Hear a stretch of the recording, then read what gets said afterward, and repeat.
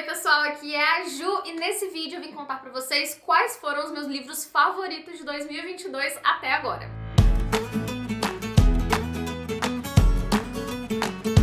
Esse vídeo conta com o patrocínio da Estante Virtual, que é um site que reúne pequenos livreiros e sebos de todo o Brasil, facilitando o acesso aos livros e possibilitando melhores condições de compra, já que o site possui um catálogo enorme e muito variado e lá vocês encontram livros novos e semi-novos. Então, um lugar super legal para quem ama livros. E nesse mês de setembro tá rolando o saldão de livros com várias ofertas lá no site. Vocês ainda podem usar o meu cupom, que é o JU7, para 7% de desconto lá na Estante Virtual. Inclusive, vocês podem procurar lá na Estante Virtual os livros que eu vou indicar aqui nesse vídeo de favoritos. Gente, são livros que realmente eu amei, que são super indicações, assim, daquelas indicações certeiras mesmo, de livros pra se apaixonar. E esses são apenas 5 dos meus favoritos desse ano. É claro que eu favoritei mais alguns aí até o final do ano. Eu vou passar pra vocês a lista completa de favoritos, só com livros incríveis pra vocês anotarem, colocarem na wishlist e lerem assim que possível, tá? Bom, se você não é inscrito ainda no canal, aproveita esse momento do comecinho do vídeo pra se inscrever. Me acompanha lá no Instagram, que é @jusirqueira, e deixa seu curtir nesse vídeo se você gosta de vídeos de listas,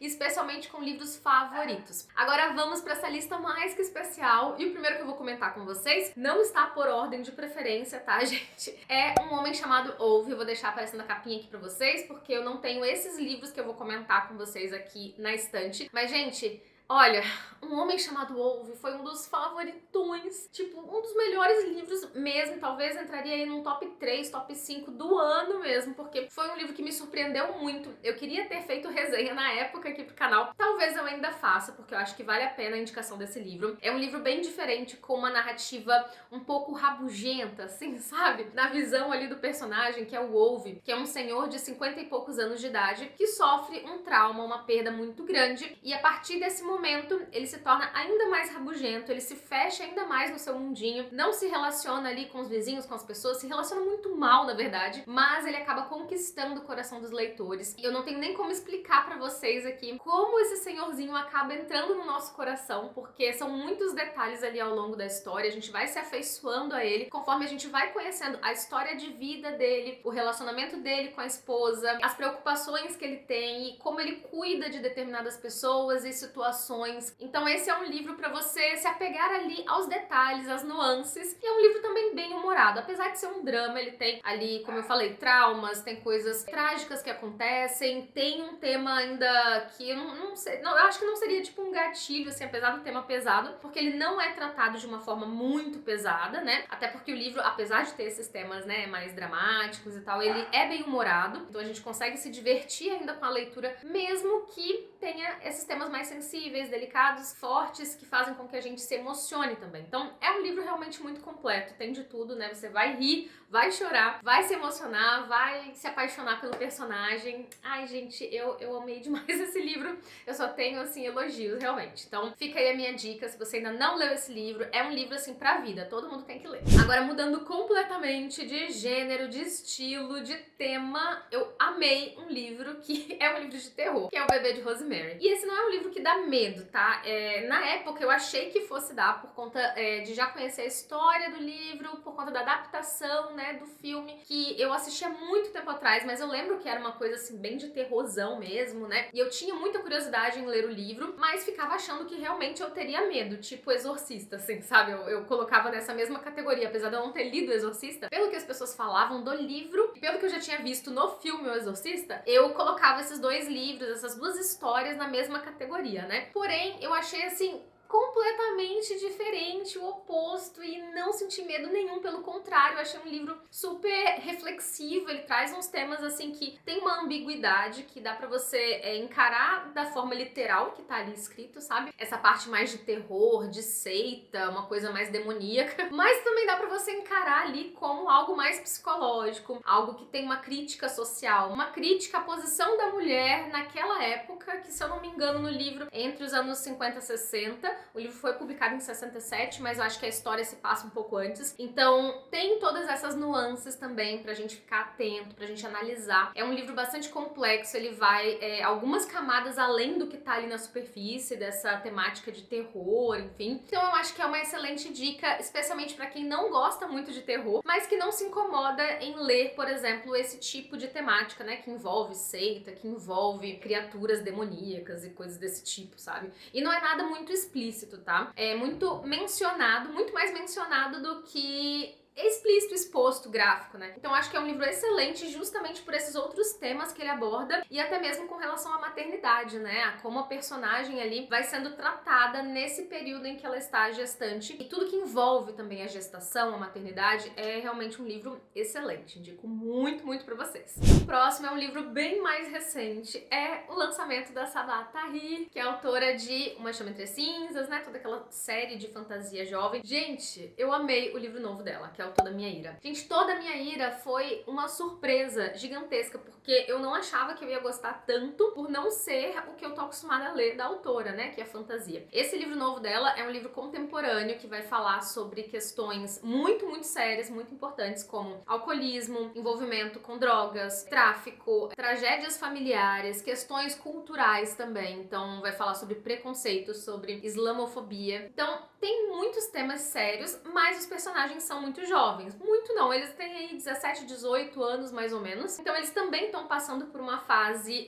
de estudos, de pensar em entrar na faculdade ou não, de arrumar um trabalho. Esses dois jovens são paquistaneses, eles são os personagens principais da história, o Salahuddin e a Noor, e eles tem ali um relacionamento também, que eu não vou entrar em detalhes, mas nessa história tem romance também, mas tem muito de amizade, de união, de pessoas se ajudando realmente, né, a superar as coisas. E é uma história muito bonita. É uma história, assim, realmente, tipo, pra vida, tem várias lições e tem muitos aspectos culturais que são lindíssimos, por sinal. Às vezes um pouco duros também, né, por conta da questão do preconceito que é abordado no livro, mas o livro traz um senso de esperança também, sabe? Então é um livro muito bonito, eu indico demais, eu realmente amei. E ele sai completamente fora ali da minha bolha, né, da minha zona de conforto. O próximo livro que também entrou para os favoritos do ano foi Caninos Brancos, do Jack London. Esse livro foi leitura do Vórtice há alguns meses atrás e, gente, eu me surpreendi muito porque eu não esperava amar tanto esse livro. Eu já ficava ali namorando os livros do autor, sabe? Apesar de nunca ter lido nenhum, eu já conhecia de nome alguns. Caninos Brancos e O Chamado Selvagem eram os dois que eu ficava, assim, com mais curiosidade de ler. E aí dei muita sorte de terem colocado pra votação no Vórtice e ter sido o escolhido pra leitura. Nossa, eu amei demais esse livro, gente. Apesar dele também ser muito diferente ali do que eu costumo ler. Ele é um clássico, mas ele tem ali, assim, a história da vida de um animal, né? Então eu ficava tipo, ah, meu Deus, será que eu vou gostar? Será que eu vou me emocionar? Será que eu vou achar coisas relevantes ali? Mas na verdade ele é toda uma grande metáfora, né? Ele fala sobre muitas outras coisas além só da vida ali do Caninos Brancos, né? Que é o personagem principal da história. A gente vai acompanhar desde a infância, né? Desde quando ele era filhote até a vida adulta, até a velhice. E tem muita coisa ali envolvendo a relação dele com os seres humanos e também com os outros animais, com a natureza também. Como ele vai aprendendo a lidar e a se adaptar ali de acordo com as circunstâncias. E é um livro também cheio de mensagens, cheio de, assim, reflexões mesmo pra gente, sabe? Não só, assim, pra pensar num animal, num lobo, num cachorro, né? Que é o caso da história. Mas também pra pensar nos nossos próprios sentimentos, em como a gente se adapta ou não a realidades diferentes, a situações, condições, ambientes diferentes. Nossa, é um livro, assim, excepcional também. Amei esse livro, recomendo demais pra vocês. Não fiquem com preconceito de, eu vou ler um livro sobre um animal, na visão de um animal, enfim. Gente, é sensacional, sério, assim, imperdível esse livro. E agora eu já quero ler os outros do autor. O próximo, eu imagino que seja O Chamado Selvagem, porque, nossa, eu já estou, assim, animadíssima pra ler mais livros dele. E esse, com certeza, será o próximo. O último livro que eu vou comentar com vocês, coincidentemente, também é sobre um animal. É sobre um gato, que é o livro Relatos de um Gato Viajante. Esse também se tornou um favoritão aí do ano. Esse foi livro do Clube Nuvem. Foi um livro, assim, muito diferente. E todo mundo se surpreendeu no clube, porque ninguém esperava se emocionar tanto e também, assim, ter temas tão delicados e tão bonitos no livro. Eu não vou poder falar os temas pra vocês, porque no caso é spoiler, já que só aparece, só é revelado lá pro final do livro mesmo, né, que a gente vai entender todo o trajeto ali do personagem e do seu gato, né, do Nana. Então a gente vai vendo a visão do gato, né, assim como no Caninos Brancos a gente tem uma perspectiva do animal sobre a vida humana, sobre os comportamentos humanos. E gato, vocês sabem, né, que tem aquela personalidade assim muito característica que é representada em filmes, livros, desenho animado, que é aquela coisa assim meio rabugenta, muito independente, que acha que é o dono do seu dono, né, que na verdade ele que é o dono. Então a gente tem um pouco dessa rabugentice, dessa característica dos gatos mesmo. Mas na verdade a gente se surpreende com o coração do Nana, porque ele é muito afetuoso, ele é mais afetuoso do que a gente imaginaria vindo de um gato, sabe?